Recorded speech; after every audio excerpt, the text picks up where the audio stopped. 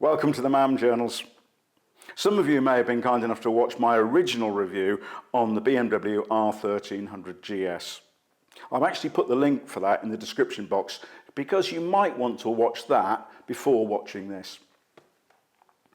I was actually so impressed with the bike, I decided to change my 1250 into this, the 1300. So this one, I've actually done some miles on. What I do with bikes that I own is that I do tend to review them again, comparing them against my initial review. So in the first review, I said there were 6 things that I liked and 2 things that I didn't. And they were, it goes better, it stops better, it handles better, aesthetically I liked it, it was easier to clean, and it was more comfortable. The 2 things that I didn't like was it was expensive, and secondly, I thought it was a bit noisy. So now, although I normally do reviews at 1,000 miles, I've actually done over 2,000 miles on this in less than a month. I want to go back and revisit that. Is the honeymoon over? Is the BMW R1300 GS what I thought it was going to be? Well, let's find out. So how are we going to do that? Well, what I normally do is actually what we call static reviews. So I just go through the bike in the garage and talk through the individual features and functions and how I'm getting on with them. But because I've done 2,000 miles, some of which has been touring, I thought it might be fun for you if you joined me on a few days tour up in the north of England. And as we ride through, I'll be talking about how I found the bike. When we completed that bit, I'll be coming back, and there's a couple of little features I just want to show you. I want to talk through the luggage and a technical feature to give you my overall balanced view, and then we'll come back to those criteria that I've just described and judge it against that. I hope you enjoy the video. This is Teesdale, a dale on the River Tee, and indeed it's one of many such dales, fells and moors I had the privilege to ride upon in the latter part of this tour. The whole tour was 1,137 miles according to the bike, although the Motorrad app, which I'll touch on later, actually makes it 1,051 as it dropped out for a short period of time. The first 2 days of the tours were actually with a friend of mine called Taff Roberts, and we went to South Wales and the Forest of Dean, and we enjoyed a lovely couple of days there riding around in mostly good weather. It was a great time and a nice warm-up for my trip up north, where I met 2 more friends, Nigel Prescott and Dave Scholes. Nigel has a 1200 GS Adventurer and Dave the 1250 version. Both are in triple black, so there were occasions when I thought I'd accidentally stumbled on a Darth Vader conference. Riding gently initially, and certainly whilst filming, I agreed with the guys that when I had the camera on we would take it nice and steady, as constantly trying to blur speedos because you're going 10 miles over the limit can get a bit tedious. We were ultimately heading to Moffat in the Scottish borders, and all on the scenic back roads. Sheep dodging was a regular part of the journey, and once you got used to their slightly erratic behaviour or complete indifference, it was all part of the fun. The weather for the trip was mostly dry, but there was some mist and drizzle in the higher lands, certainly hills, and the roads were occasionally greasy. Dave and Nigel know this part of the world really well, and they clearly prefer the roads less travelled. They avoided dual carriageways and motorways like the plague. It was actually very different for me. I tend to ride on faster A roads and occasionally forays into the smaller roads for a more spirited approach. It was actually a very nice change for me, and I thought it was a great opportunity to try the bike on all these different types of roads. Normally I would cover 200 miles in about 3.5 hours riding time, but with these routes I found we were doing 6.5 hour rides to achieve the same mileage. It was a great test of the comfort and the ease of riding on the new R1300. Occasionally I was treated to directional debates in a foreign language, which was amusing.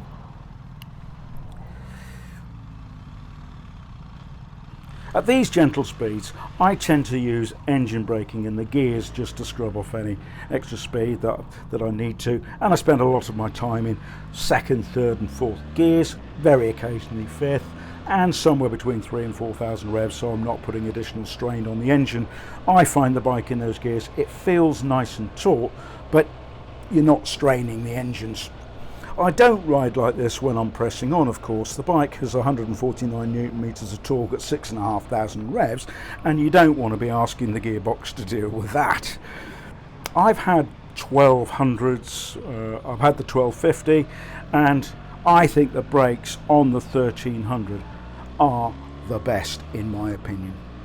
They're certainly more than capable of dealing with any assertive point and squirt style approaches you decide to take on your rides. I am very impressed with the bike's ability to thrive actually on all sorts of roads, motorways, narrow lanes, bumpy tracks. It was all the same to this bike. It is, after all, an adventure bike and designed for such things. My contribution to the in-flight entertainment was normally me stopping about a mile after we had previously stopped to check my pockets to make sure that I got everything in them. I've actually changed my jacket, and most of us who do touring, you'll know, we sort of get into a routine, we know where everything is. It wasn't the case with this new one, as I've got pockets I didn't even realise I had. So I was endlessly searching for keys, glasses, microphones and all the other paraphernalia you carry with you. But it did actually give me a nice excuse to catch up with Nigel. This is actually the only blurring on the video, as I may have been doing a tad over 60. I love the torque on this new 1300. I think the quick shifter is better than my 1250, although it still feels like a BMW gearbox, and it is a very responsive bike. For me, the new 1300 is the most dynamic GS I have ridden. We enjoyed miles of stunning roads through forest, hills, fells and moors, and we enjoyed the panoramic views as we went. I've actually got the smallest tank of the three bikes, and that's 19 litres, which gives me about 220 miles range, and the reserve light comes on at 50 miles. My coffee reserve light actually comes on earlier than that, so I think I stopped more regularly than the guys are used to. They clearly just trap on. On average, I got 55 miles per gallon on the journey. The twisty bits, I got 53-ish, but it could be higher if I just changed up gears and used the brakes a bit more. And at 73 miles an hour on the dual carriage motor when I had cruise control, I was getting about 60 miles to the gallon. I think they're quite good numbers. Clearly, if you push it hard, and it is a bike that can be pushed hard, you will get lower numbers than that. Despite Nigel's best efforts, we did actually end up in the occasional town, and this bike is really easy to ride slowly. In particular, I like the adaptive ride height system, which at less than 15 miles an hour it drops down to 30 millimeters in height, and somewhere above just over 30 it rises to 850. I've actually got heated seats, so that makes those numbers slightly higher, but for me, with a 29 and a bit inside leg, I found the bike perfect. It's really balanced and feels very precise and controlled on the road. You do see in this sequence there is the little green hill braking light comes on. I have actually seen a few comments that people are struggling a bit with that, but I'll be honest, I'm not sure I understand why. It's a very straightforward system. If you pull the brakes hard, it will apply it in the usual way, or if the electronics sense a very steep decline or incline, it will put it on automatically for you. Easy enough to deactivate. You can either increase the revs slightly higher to those than you would normally pull away with and let the clutch out, in which case it will just release the mechanism, or if you don't like that sensation, then you can just pull the brakes yourself, release the mechanism and then pull away in the normal fashion, obviously making sure that you coordinate those movements at the right times. It is very easy, so as I say, I'm not sure why people are struggling with it. I was also treated to another "no, it's definitely left here" debate. They are hilarious and good-natured. Occasionally I was sort of invited to participate, but on the basis that I had no idea where we actually were, and even less an idea where we were going, I politely declined.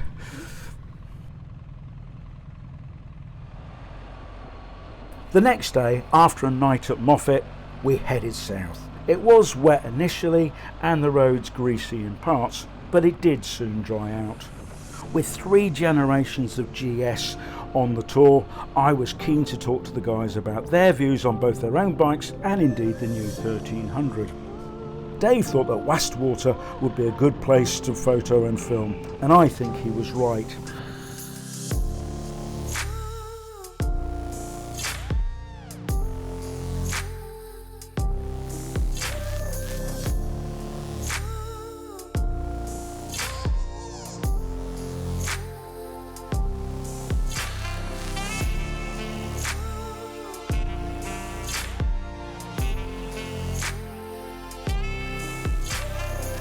It had an additional benefit in that it did provide Stuart, who does the static filming and edits these videos, more proof, should it be needed, that I should not be using a camera and a microphone without adult supervision. By the miracle of editing, he has turned it into something verging on coherent. Right, so here we are in Wastwater apparently, and we've set the bikes up because we've done about 100 miles so far today, and I'm just going to speak to my friends and ask them how are they getting on with their respective bikes, because we've got a 1200 here, a 1250 and a new 1300. Right, so I'm just going to ask Nigel who I've known for a few years because we met via the Kawasaki ZRX Club actually. It's how we first came across one another, and they very kindly invited me up north to see if they could get me lost, and managed to on a couple of occasions. Anyway, we're here to talk about bikes. Nigel, you've got a 1200 and I'm interested to see what you think of it and what you like, and if there's anything you don't like. Sure. I've had this 16 months, I've done 16,000 miles, so I like riding it, but when I first bought it I didn't like it. I didn't get on with it. Didn't like the lack of feel at the front end. Went touring to Spain for 2 weeks with my wife, fully loaded, rode on all kinds of roads, motorways, dirt tracks, you name it. Came back kind of, wow, this is, quite amazing. And I do love it now. It's a do it all bike, it does everything, and I'm always wanting to be out on it. So I do like it. I like the comfort. It's fast enough. I've had some issues with it. The front end's quite noisy. I've had lots of different tyres on it. It's quite noisy. I've had a few warranty issues that have kind of been sorted out. So yeah, I'm a bit, sometimes for me, a lack of reliability, but for other people don't seem to have problems. So I think it's luck of the draw really, and this isn't a new bike. So I do like it. I've ridden the 1250. The 1250 has got a bit more poke, and I think the suspension's a bit taut, but again that could be age. So I'd consider getting the 1250, but the 1300's grown on me a bit, and I'm kind of like, would I get a 1300? Before I would have said completely not, and now I'm kind of like, well, maybe. I'm not keen on how much technology it's got. I think that might let it down in the future. Hopefully not. And I've got this. Have you done? 10,000 on this one. Mm-hmm. I had a 1200 twin cam. I love that. I have kept it. In some ways, it's a better bike, I think. Which ways? But I think so. Which ways? It's simpler. It hasn't got the shift assist and the cruise control, but I think those are the only things it lacks really. But I do love this. It does what I want, and now I've changed the seats. It's really comfy. Well done. Right, I've just spoken today and Nigel about their bikes, and obviously I'm on the new 1300, so I thought I'd take the opportunity to ask them, because they know me quite well, so they won't worry about being polite, and what they think of the new 1300 and what their current views are. So I'm going to start with you, Dave. When I first saw the 1300 in the showroom, I thought, oh my god, and I really didn't like the headlight and the is it the radar, the active cruise control? Yeah, they all look like they have it. That one hasn't actually got it. Right, yeah. They got the plate for that it just looked odd at the front, but now I've seen yours in the flesh, in the wild, as so to speak. I really like it, and I really like the subframe and the design of the rest of it. And it does look, I think you've said it before, a lot easier to clean, because I hate cleaning mine, and I don't clean it because it's so bad to clean. Yeah. I'll hose it off. Yeah, but yeah, I like it a lot better than I did originally. Nigel, you've had a bit of time to have a look at it, and I wonder if your views have changed, and can you translate what did Dave actually say then? I think Dave said very similar to myself. When I first saw the bike in the showroom, I thought, oh my god, what have they done? It looks like a supermoto. It feels like you sit on the bike, not in it. Very tall. Didn't like the front end. But I've seen them about, and I've seen yours. It's kind of grown on me. I think the styling is very neat. Again, as Dave said, it looks like it's a lot easier to clean, because that's just a nightmare to clean, really. Also, when I've been riding behind you, it sounds very fruity with a standard pipe on, which I kind of wasn't expecting. So yeah, I mean, overall, I do quite like it. Yeah. So you're warming to it then? Yeah, I've warmed to it. I'm even sort of like, well, should I get one now? Oh, okay. Well, it's interesting, because I think a lot of people, when they first saw them, were quite resistant. I agree. There's every time the BMW bring out a new model, everyone goes, "Whoa, it's not like the old one. It's not as good. It's too big. It's too small.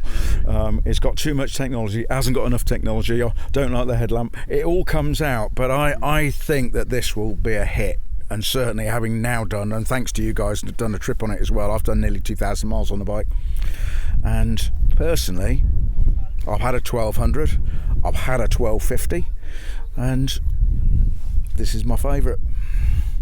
It's faster, stops better, handles better. You're right, you do sit on it, not in it, but I'm vertically challenged, so that's good news. Thanks for your time, guys, and thanks for taking me on a tour. You're welcome.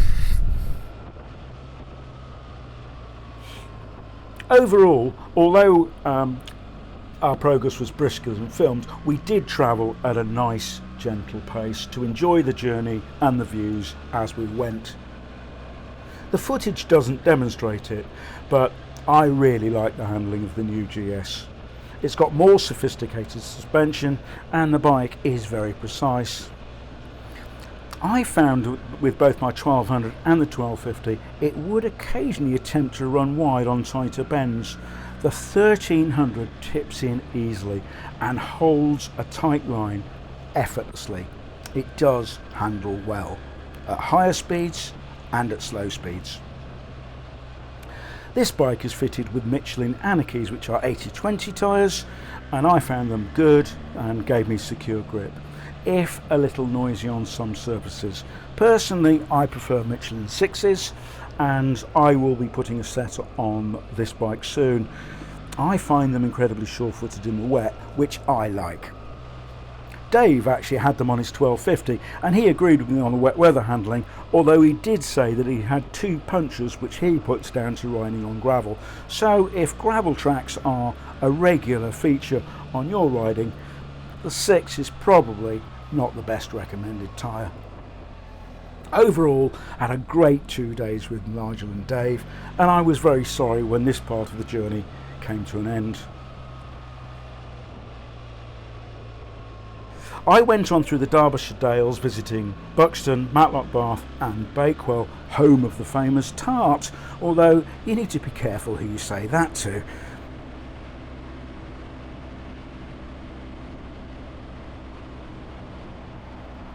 Making my way home, I wanted to ride some dual carriageway and talk about the ergonomics, the instruments, navigation, screen, cruise control and general comfort.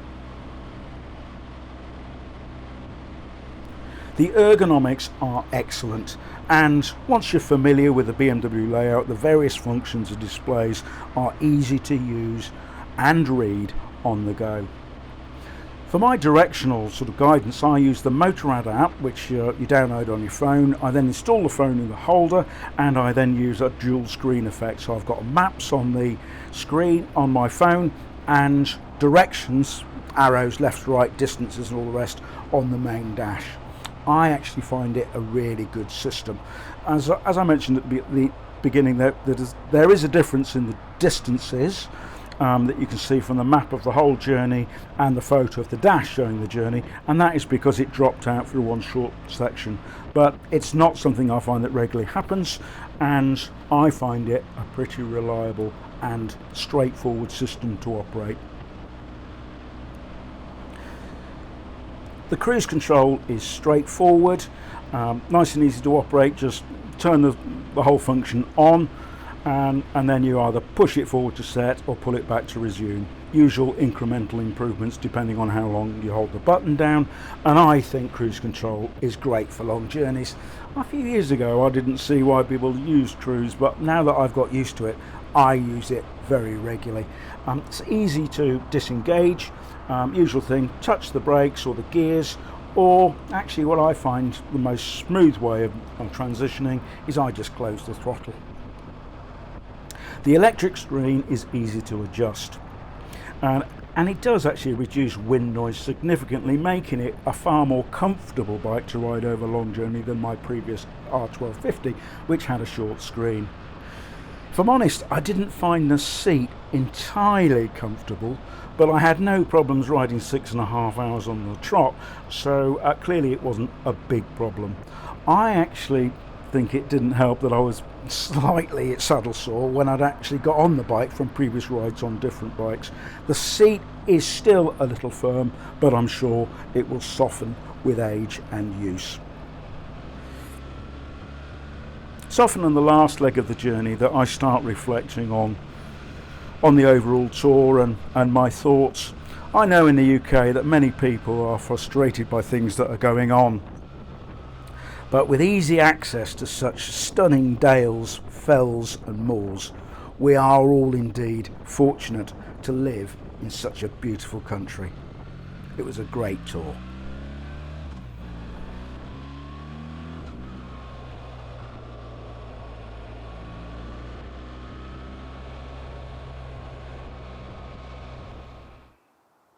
Well, I hope that you can tell we had a fantastic time, and my thanks to Taff Roberts, Nigel Prescott and Dave Scholes for their company and help.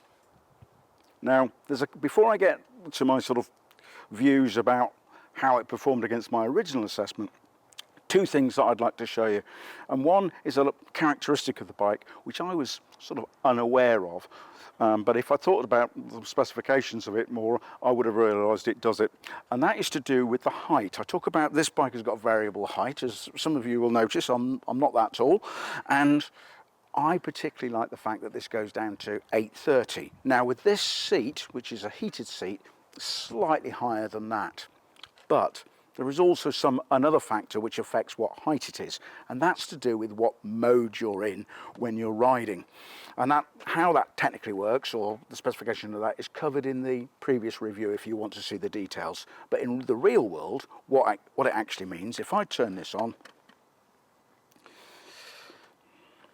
it fires up, it's to do with the mode that you're riding in. If you're riding in dynamic road, the bike is slightly higher than it is in road mode through that adjustable suspension. So if height, particularly at a standstill, is important to you, a little tip, just put it into road when you're sort of parking it up, because it will reduce slightly the angle of the lean and it's less onerous to pick up. Right, so one thing I didn't cover when we were out and about was luggage, and the more observant of you will have noticed I haven't actually got the BMW system on, because although in fairness I ordered it with it, and all the BMWs I had luggage on, I have used BMW luggage, sadly there have been a few issues with it and it has been recalled. So I explained to North Oxford Garage when the bike arrived that I sort of bought an adventure tourer because I wanted to tour on it, and in fairness, they're very good. I'd like to say they helped me because obviously of the influence of the channel, but realistically, that isn't the case. I bought 4 bikes. I've had 6 BMWs bikes, and 4 of them I bought from them, and I've also bought 3 cars. So I've been a customer for a long time, and in fairness, that's how they treat me, like a customer, not like a YouTuber. And I said, well, we need a solution to this, because either you need to lend me a bike which has got luggage because I'm going with friends and it's going to be a GS tour, or we need to find an aftermarket solution that I feel comfortable with, does the job that I want, and aesthetically doesn't look like I've got scaffolding stuck on the end of the bike when I take them off. So what I'm going to do is show you what they came up with, this solution, and they were, and a lot of people quick to criticise dealers. I've got to say they were exceptionally good and exceptionally fair about how they dealt with it, and I think it's only right that that's acknowledged. So my thanks to North Oxford Garage for that. So they showed me these. I like them. I'm going to show you how they work expanding wise. So it's very easy. You press the button on the top here to release the catch, pull the little lever, very similar to the Vario cases actually, and you can see you've got 3 red tabs. All you do, release, and then that simply pushes back in for your narrow effects. Click them back up again, and you're ready to go. Straightforward, easy, and I liked it. Feels fairly robust as well. To release the panniers, you simply pull this, put the key in, turn it to unlock, pull that lever out, and then lift off. So very straightforward. And as I say, one of my concerns was that I would end up with either cannibalising my existing looks or huge amount of scaffolding. Personally, I think that's quite a tidy solution. I'm not suggesting for a moment that these are better or worse than the BMW system, because I haven't tried one, but certainly I'm very pleased with how effective they are, and they did a good job. We'll be able to tour comfortably with this luggage installed. Right, so let's go back to the beginning and the comparison versus initial impressions and my 2,100 mile impressions. I said initially it went better. With the extra miles on it, this bike is definitely a faster bike than my R1300 and is more responsive. I said that it braked better. It does. These brakes have got more bite that comes in earlier compared to the R1300, a characteristic which I like, although, funnily enough, I've just been on a tour showing you videos where I hardly use the brakes at all. But when you are riding it a bit more assertively, you can certainly feel the difference, and they operate really well. I said the bike handles better. I think both the high-speed handling and the slow-speed handling on this bike is an improvement on my low chassis R1300, none of which were bad on the previous bike. I just feel that these are better. It's more comfortable. Well, as I sort of touched on in the video, yes and no, the ergonomics are really comfortable. Love this screen, the fact it's electric so I can change the wind blast, and that works really well. The seat I've struggled a bit with, but to be honest, I think part of that is me as opposed to the seat, but I'll find that over the next 10,000 miles or so. I'll have worked out which one it is. I said that aesthetically I preferred this bike when I first reviewed it. I still do now. It grows on me more and more. I really like the look of the bike. I don't mind them with the panniers or indeed clean. I think it's a nice looking bike, more supermoto than some people like, but I think generally in the market people are warming to the looks of these, but I like them straight away, and I still do now. I also said that the bike was easier to clean. Well, on the basis I've hardly cleaned it, I can't really confirm that at the moment, but while Stuart slaves away in a darkened room trying to turn my garbled video pieces into a video that you can watch, I'm actually going to get the jet wash out, see if it does, and I'll pop some photos on the end and see, and I'll tell you whether I thought it was easier to clean or not. overall, things I didn't like, I still don't like how much money it costs, but I'm getting over that now because you soon forget. And yes, it is more mechanically noisy. There's no question that part of the weight reduction is the cases are thinner and you can hear more mechanical noise from the bike. Have I found anything else I didn't like? Honestly, no. I thought at one point my suspension wasn't working with a lowering system, but as I've just gone through, that was actually to do with which mode you're in. So I'm now happy that the bike is functioning just as it's supposed to. And I've really enjoyed riding the bike. It is overall a much more dynamic bike to ride. So do I feel the same about this bike as I did at the beginning? I probably like it more. I hope that you've enjoyed this video and I hope that you found it useful. This is actually the end of this current series, and we're probably back again in the autumn.